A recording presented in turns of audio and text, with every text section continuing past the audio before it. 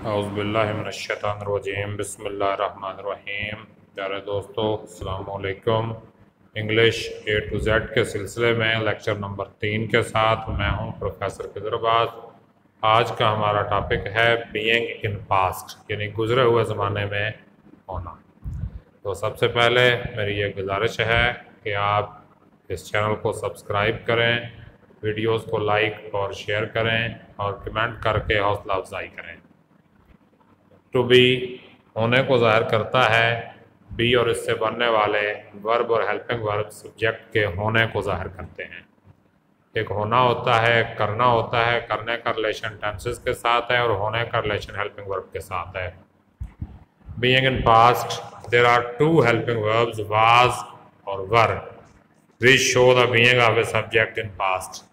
माजी में किसी सब्जेक्ट के होने को ज़ाहिर करते हैं वाज और वर। वाज कहाँ लगेगा और वर कहाँ लगेगा, ये हम आगे देखते हैं। ये देखिए, पॉजिटिव सेंटेंसेस अगर हों तो उनमें क्या होता है, I she, I he she it, और सिंगल नाउन के साथ हम वाज लगाएंगे। दे, वी, यू, और प्लुरल नाउन के साथ हम वर लगाएंगे। यानी इस फिक्रे की तरतीब होगी, सब्जेक्ट, इसके बाद वाज या वर में से जो लगे और बाद में ऑब्जेक्ट आएगा।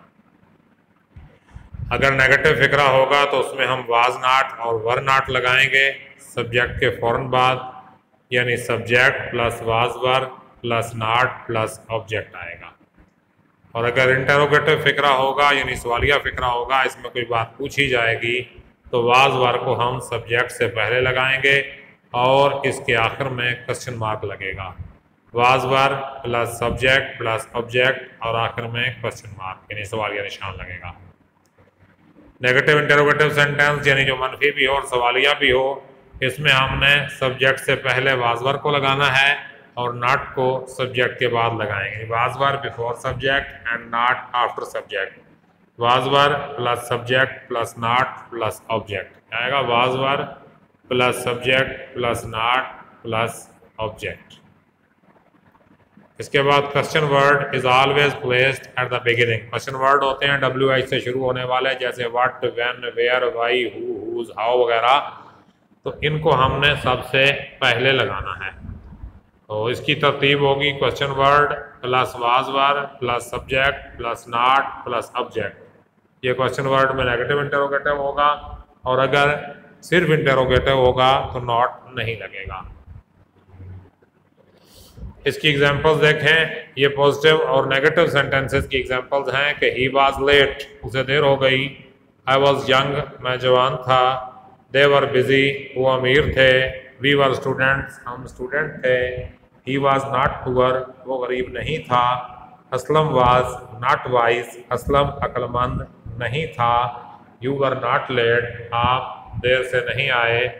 वी वर नॉट बिजी, हम मसरूफ नहीं थे। आगे देखें इंटरोगेटिव और नेगेटिव इंटरोगेटिव सेंटेंसेस के वाज आई इंटेलिजेंट, क्या मैं ज़हीन था। वाज शी ब्यूटीफुल, क्या वो खूबसूरत थी। वर दे मुस्लिम्स, क्या वो मुसलमान थे।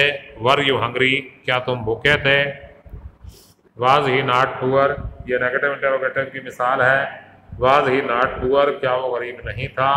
वाज शी नॉट हेल्दी, क्या वो सेहतमंद नहीं थी। वर वी नॉट टायर्ड, क्या हम थके हुए नहीं थे। वर दोज योर बुक्स, क्या वो तुम्हारी किताबें थी। इससे आगे आ जाते हैं, वाई वाज ही लेट, ये क्वेश्चन वर्ड के साथ आ जाएं। वाई वाज ही लेट, वो देर से क्यों आया। Why were they not serious, वो संजीदा क्यों नहीं थे। वाई वाज आई स्लीपी, मुझे नींद क्यों आई थी। When were our friends not with us, हमारे दोस्त हमारे साथ कब नहीं थे।